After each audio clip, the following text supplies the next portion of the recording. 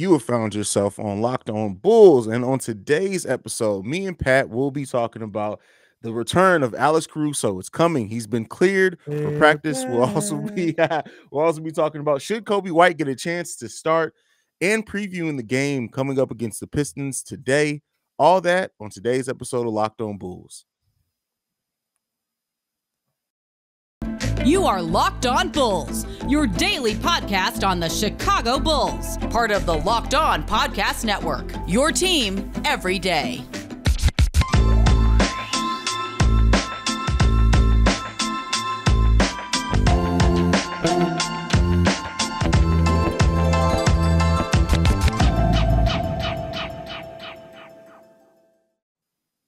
Welcome to Locked On Bulls, part of the Locked On Podcast Network, your team every day.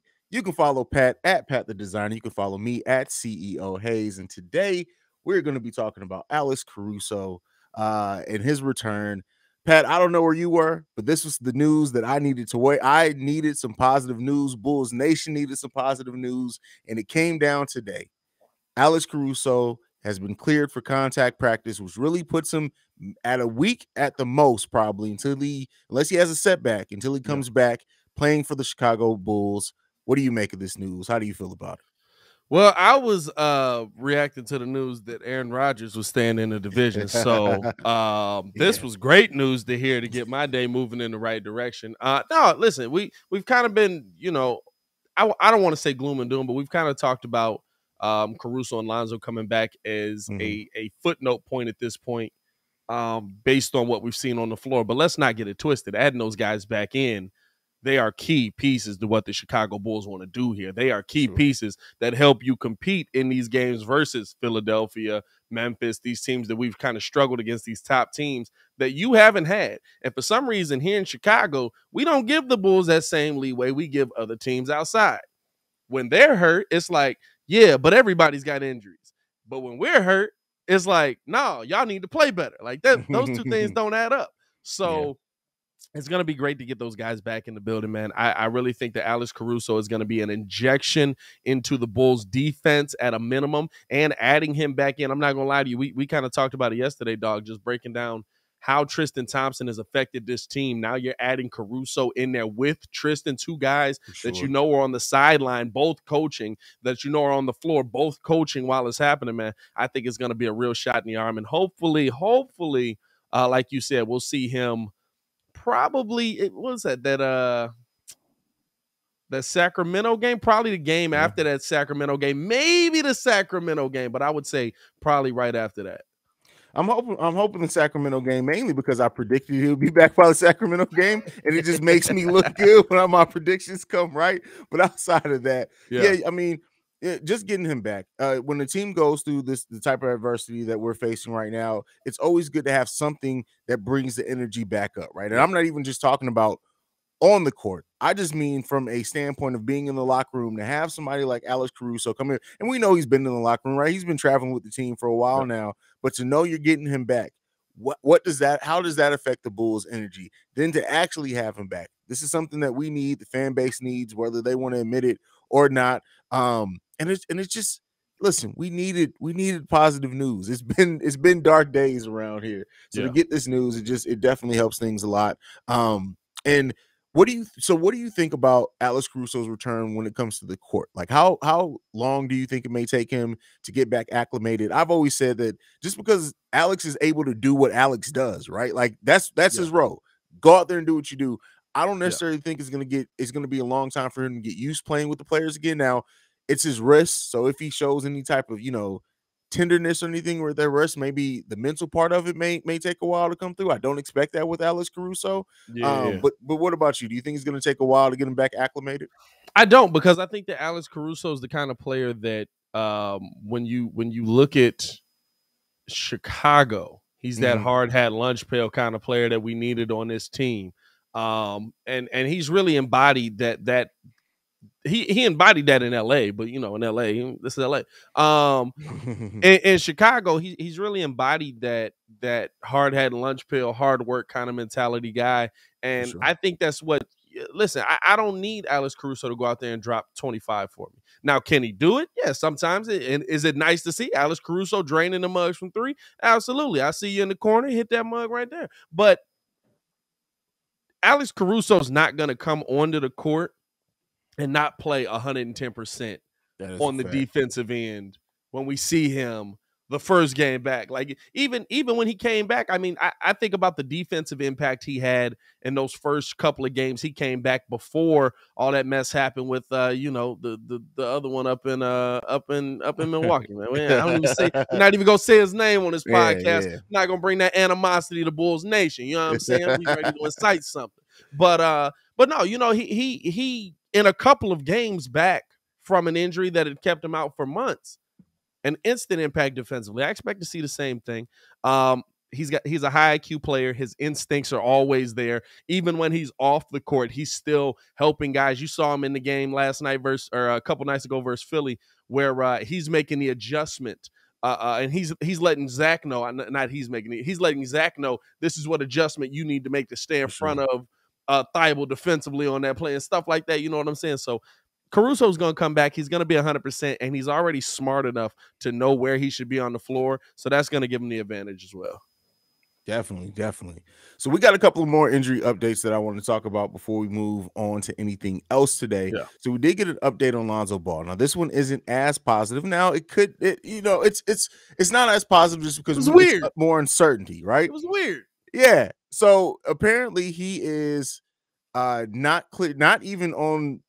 Let me not say on path, but as of right now, they're saying that Patrick Williams is probably going to return to contact before Lonzo Ball because he's still not doing any type of lateral cuts or anything like that. So his return to full contact is a little delayed. Now, the thing in this that made me the most concerned was hearing that he's projected to come back after Patrick Williams as everything stands right now. Yeah. That's a little bit concerning. What did you make of that news that came out? The Lonzo news was weird to me because it was like I felt like they basically were telling us, hey, he's made no progress. Because I saw Casey Johnson tweet he isn't doing much with lateral movement yet. He's only running straight. It's the same tweet we saw, a week ago from Lonzo. So, essentially a Lonzo Ball is still in the same place. Would have left me in a little bit like, okay, he's still in the same place. Like, it almost came off like Lonzo's worse off than we thought he was. That's how the tweet felt to me when I saw it. So I was looking at it. I was like, is he good? Like, should we be concerned? And even the fact that, he really hasn't been there much with the team at all. Mm-hmm. So since his injury. So I've always been like, like how bad is Zoe? How bad is he? And he's been out, about 25 games now. Yeah. So a good chunk of the season for Zoe. So even getting him back in here, the thing with Zoe is while he's still a high IQ player, Zoe controls a lot of the offense. So to me, getting him back in sooner than later would have been bigger for the Bulls, right? Because now, I mean, you've almost got to have the question mark of, do we want to go into this playoff series if Zoe does come back later, starting Ayo Dosunmu, just because you want to slowly work Zoe back into the offensive side of things on this? And I think that that's a concerning part of it. But on the flip side, a positive on P. Will, right? Like, is P. Will going to be back? Are we finally going to get to see what P. Will can do and maybe answer some of the questions that we're going to see, that we've had all year? Because I know on your channel, I've dealt with it over on the Windy City Breeze, dog. It's literally just been, P. Will's good. P. Will's great. He's the next Kawhi. Yeah. No, he's not. He's terrible. I can't believe you would ever pick him at 4. And it's just like, I want to see what he can do. Yeah. For sure. It's at the end of the day, I am happy that it's some positive news that has been much needed for Patrick Williams. And what that means to me is that it seems like, hey, Patrick Williams is definitely coming back. Now, is that how much that is before the playoffs? If that's in the playoffs, that remains to be seen. So that's positive. But the Lonzo news, like you said, is just weird. It's concerning. But overall, good to have Alex Caruso back. Great to have, some news coming in or coming on the backside of just this losing streak that we hope ends tomorrow night. And we'll talk about that. But before we get into that and getting into Kobe, we got to talk about Prize Picks. So NBA fans, Are you looking for a daily fantasy option for the NBA? Then you need to try the award-winning app Prize Picks. Prize Picks is a daily fantasy made easy. I love, and we know you will too. It's easy to use. You pick 2 to 5 players and an over/under on their projections, and you can win up 10 times any entry. It's just you versus the projected numbers. Entries can be made in 60 seconds or less. It's that easy. PrizePicks is safe and offers fast withdrawals. PrizePicks offers a variety of options. You can go from points scored to rebounds to steals. You can even do if a player is going to do a single score. For a limited time, PrizePicks has an exclusive offer, a no-brain offer at that, for all users. Users get $50 free if a player in your first PrizePicks entry scores a single point, but you must use the code NBA. That's right. This is an exclusive offer for all Locked On fans. Sign up today and use the code NBA for $50 free if a player in your first PrizePick entry gets a single point.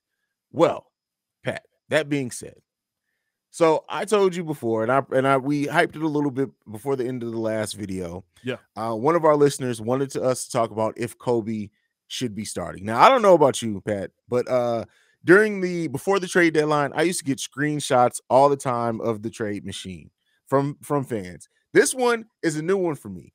It was screenshots from StatMuse. So I'm going to read off the raw stats that he gave, and we're going to talk about it. So Kobe has a start.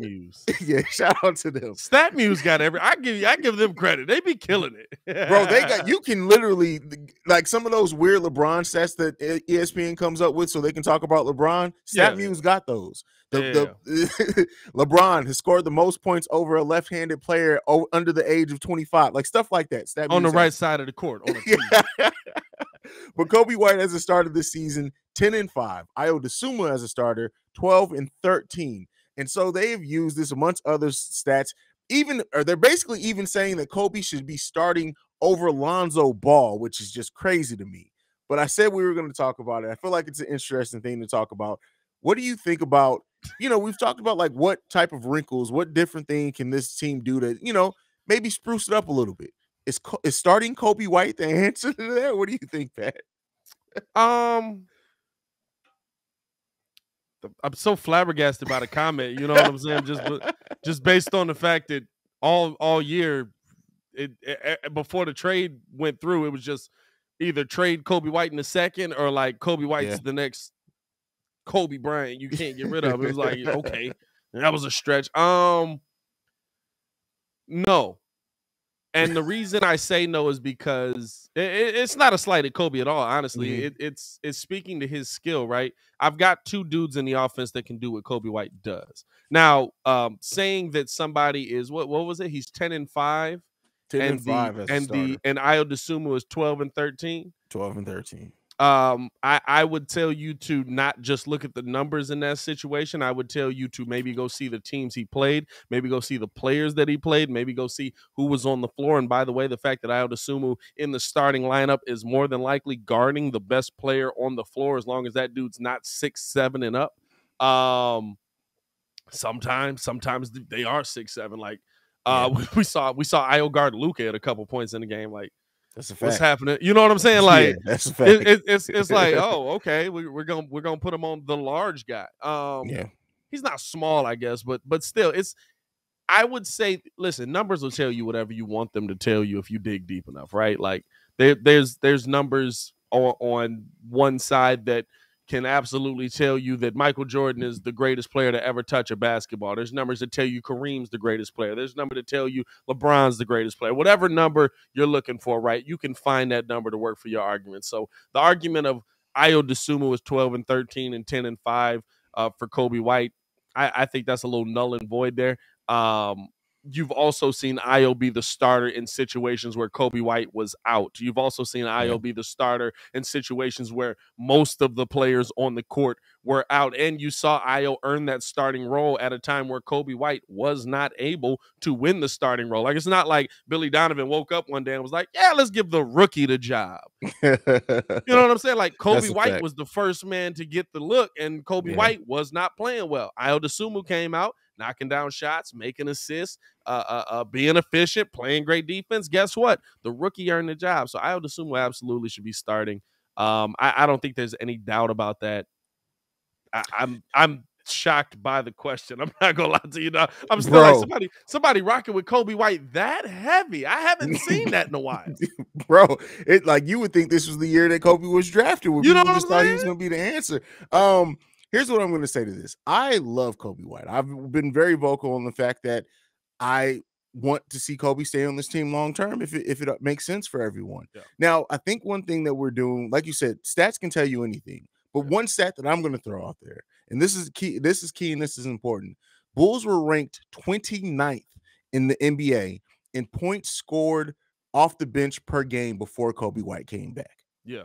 There's never been a team that has made any type of significant playoff run with bench scoring ranked that low amongst the other teams in the NBA. Yeah. Kobe White has the green light when he's coming off that bench. We've seen Kobe White as the starting point guard. Kobe White is not a point guard, right? He's not a point guard at all. He can play some point guard, but he's really just a scorer. And when you put him in the proper positions, he can be one of the most dangerous scorers off the bench in the NBA. Now, he's not been that consistently, and we want to see him be more consistent with that. But I think you're taking away too much of what makes him special by trying to just say, oh, because this stat I pulled off StatMuse makes him the rightful starter. Keep in mind also, he's not the playmaker that Ayo Dosunmu is. Ayo has also been dealing with a lot of injuries around him, right? He's starting because one of our better players are out. So all that being said, the idea of starting Kobe White over Ayo Dosunmu just doesn't work, and it's even worse trying to say start Kobe White over Lonzo Ball. That's something that it just blew my mind when it was two sets of screenshots that we got. It was the first one with him and Ayo, and I was like, okay, if you want to make that about the rook, then there was a whole second set with him and Lonzo. I was just like, listen, this is going way too far. It's going way too far. Only thing I will push back on is I'll say Kobe White has improved quite a bit. And that's based on the IQ that's in the room with him, right? That's based on playing with Lonzo, playing with Caruso. Kobe White as a passer has improved. Kobe White as a defender has actually improved. I mean, he's not like Kobe White legitimately last season was a scorer. If he was not scoring, he was useless on the court. He could not handle the ball well. He could not defend well. He was not good on the court. This season, Kobe White has done a complete 180 in the minds of a lot of people, including myself, to where I was like, no, he can be more than a scorer. And I like him. I actually like him as the backup point guard, but I like him as the backup point guard because Lonzo's not there. You know when I like him better? When him and Ayo are on the floor together, because they came in. What Muzz don't understand is Ayo and him were on the under-18 Team USA team together. That I did not know. That chemistry is already built. They played together before the Bulls teams. Before I was drafted to this Bulls team. That's why you see that chemistry kind of already there, and you've seen them work on that and grow. When I see Ayo and Kobe on the floor, even now we haven't seen it as much because of the injuries. You really don't have another point guard to put out there. But when you see Ayo and Kobe on the floor together, they know where to be. They know how to feed off of each other. They know how to find each other and find Kobe White in the corner for the open three. Kobe kicking it back out to Ayo for that corner three. You know what I'm saying? Like those are things that you don't want to take away from. Right now you're playing with circumstances that you can't control. But when you can control it, when it comes down to who's going to be the starting point guard, I would much rather have the strongest bench heading into the playoffs that you can have with Kobe, Ayo, Alex Caruso, Derrick Jones Jr., now Tristan Thompson and or P. Will, depending on where you want to put that. Like the Bulls are going to be deep as heck when we come down to that point. You know what I'm saying? So I'm not. Come on, brother. Like come on. What are you? What are we talking about? Haize, right? What are we talking about? What are we talking about?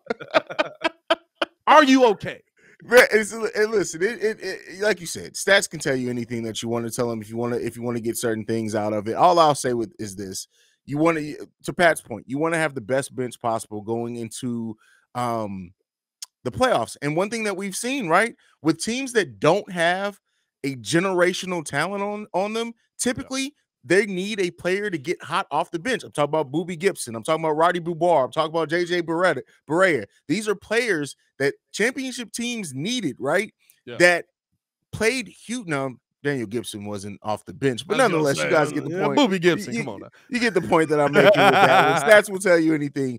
But before we get into the last segment for today, let's talk about some stats here. And these are Built Bar stats. Yeah. 130 calories, 4 grams of sugar, 4 net carbs, and 17 grams of protein. Listen, I've said it. I'm trying to get myself back in order. I'm jogging 3 miles every day, Pat. Every morning I start my day off with 3 miles of jogging, and then I do use a Built Bar. Eat a Built Bar for some energy, for some protein, help curb my appetite, all that good stuff. They have some amazing flavors. The white chocolate, cookies and cream, to be a bar that's supposed to be healthy for you, to taste that good, it doesn't make any sense, Pat. It just doesn't make any sense. They taste like candy bars. They're amazing. They're covered in 100% real chocolate. Yes, that's real chocolate, right? You don't get that a lot and be able to say you're still being healthy. The mint brownie, the coconut almond, they have amazing flavors. If you want to get yourself right, give yourself a little boost, eat a little bit better, treat yourself better, check out Built Bar. And make sure you go to built.com and enter the offer code LOCK15 to get 15% off your order. That is promo code LOCK15 at built.com. All right, Pat. Pistons game coming up. Bulls, 5-game losing streak, longest losing streak of the season. What do we need to see from our Bulls to get back on track and use this game against the Pistons to do that? A dub. If we lose to the Pistons, I will.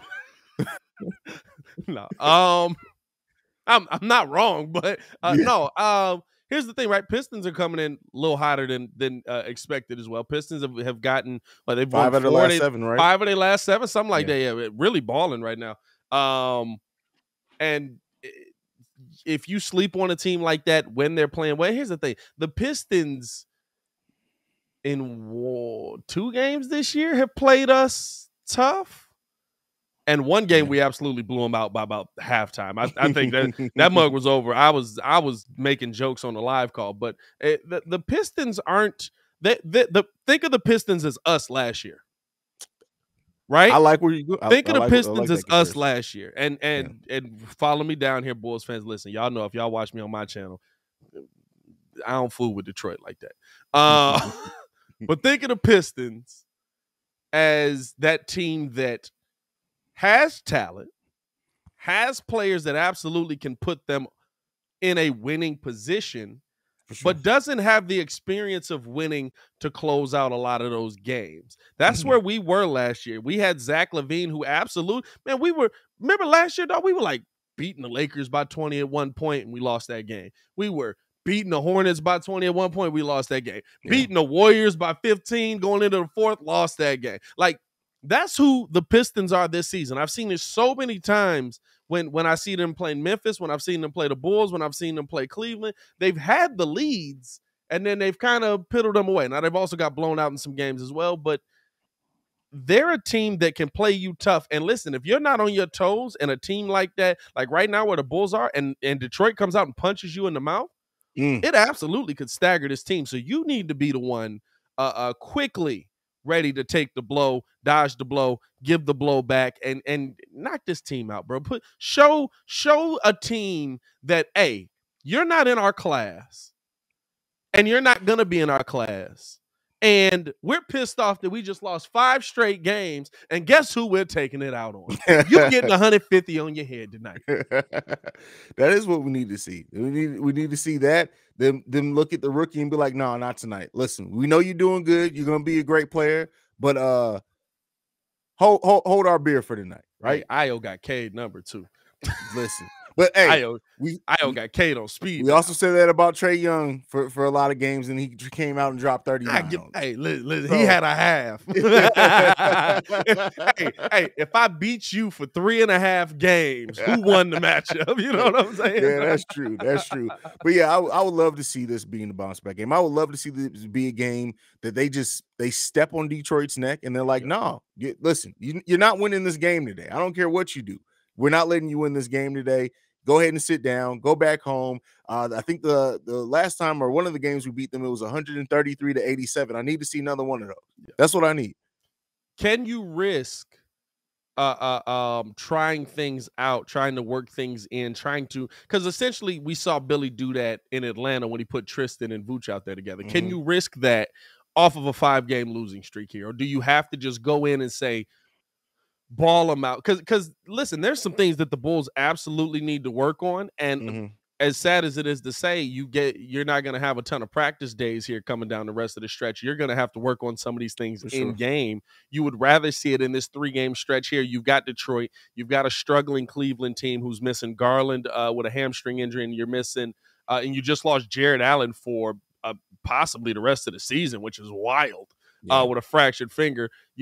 And then you've got the Kings who are still, they're up and down with their whole thing as well. So, like, is this a time where you can say, hey, let's work on this. Let's get these things right so that they carry over when we go see Phoenix on the other side of this? Or do you just got to come out here and put your foot on their neck? I think you do both, right? You secure the win first or the lead first, right? Come out, get you a good lead, play solidly, and then say, hey, since we're up 12, 15, let's go ahead and get a little razzle-dazzle there. You know, I want to see what Kobe looks like out there with DeMar DeRozan, Javonte Green, Tristan, and Vooch. We haven't seen that lineup. Let's go ahead and run that lineup out here. If the lead starts whittling down some, we know we can go right back. Zach's going to come in. He's going to drop another 10 on y'all. We're going to go right back to trying some other things. That's what I want to see first. Secure the victory. Secure the lead, right? The lead first. Get that lead secured and then start trying to see what you can work in. But yeah, I mean, if you look over the next 3 games, Cleveland can be a tough game. We'll see how they are without Jared Allen. But like you said, the Detroit, Sacramento can be a scrappy team too. But you know, one thing that we've seen with Sabonis, and when Bulls fans were wanting Sabonis, Vooch, he gives Sabonis some work. Now, when it was Turner and Sabonis, not so much. But Vooch gives Sabonis some work. So. Yeah. Sabonis get busy. I like Sabonis. I ain't gonna lie to you, but Vooch is that's the biggest question, right? That's the one where I want to see. Listen, at a minimum in these 3 games, keep working on Vooch and Sabonis together. Yeah, or Vooch and Sabonis. Please keep working on Vooch and Sabonis. Keep working on Vooch and Tristan together. You know what I'm saying? Like you want to see. I'm not going to lie to you. In these next 3 games, I want to see big man dominance. I want to see you bully some people in the paint, because all the teams that we keep saying are going to beat us with paint points. Look at the Bulls' paint points when we struggle. Now, like I said, Philly was the anomaly game where we won just about every stat and somehow lost the game. But most of these games that the Bulls were struggled in, dominated in the paint, not even close in the points, dominated on the boards. I need those 2 to work just in case P. Will comes back and he's not ready to just jump into a playoff situation. And so you got to bring him off of the bench. Okay. I like that. I like that a lot. Yeah, that Sacramento game, looking forward to that. Like, that's a West Coast game. I'm gonna be so tired, man. Hey, listen, we can't look ahead at nobody. Let's just win versus Detroit today. Let's just get a win, man. It's one step at a time. But easily, and this is the thing with Bulls fans. You can see a world in which the Bulls win these next 4 games against Detroit, Cleveland, Sacramento, and Utah. Championship 7's back on. Yeah, and then, you know, it's back on. We gonna win the next title. And then they'll come crashing down again if we lose to Phoenix on NBA TV. Yeah. It's just what happens. But yeah. Overall, with this Detroit game, I really do expect the Bulls to be able to come in and take care of business. I just do have faith in it. We'll see if that faith is rewarded, though. We'll see that. We better win, dog. Man, I guarantee you guys, you are going to get such an entertaining episode from just the standpoint of 2 frustrated, lifelong Bulls fans if the Bulls lose to the Detroit Pistons tonight. Y'all see how it's segmented right here? Like, we got little segments. We do 1, read, 2, read. The segments is going to be Pat loses his mind, read. Haize loses his mind, read. We're going to break down the next game, but now we both lose our minds together. Read. That's a fact, brother. That's a fact. Well, that is it from us for today for your Wednesday episode of Locked On Bulls. Pat, give me your social media, man. Hey, man, make sure y'all follow me on everything at Pat the Designer, P-A-T-T-H-E Designer, no D-A. I got that a couple times. Is the Designer? No, I went to school. I know how to type. It's Pat the Designer. Get in tune with us, man. Ori, go to bed. You guys can follow me at CEO Haize, the CEO Haize. You can follow us at Locked On Bulls. You can also send us any feedback, questions, comments, concerns, lockedonbulls@gmail.com. All that good stuff. We look forward to hearing from you guys. But that is it from us for tonight. Thank you guys so much for tuning in. Love you. We out. Oh, follow the Locked On Instagram, by the way. We got that back busting. Follow Locked On Bulls at Locked On Bulls on Instagram. There you go. Follow us every social media platform. And but we out. We will see you lovely and beautiful people tomorrow. Y'all stay safe out there, man. Peace.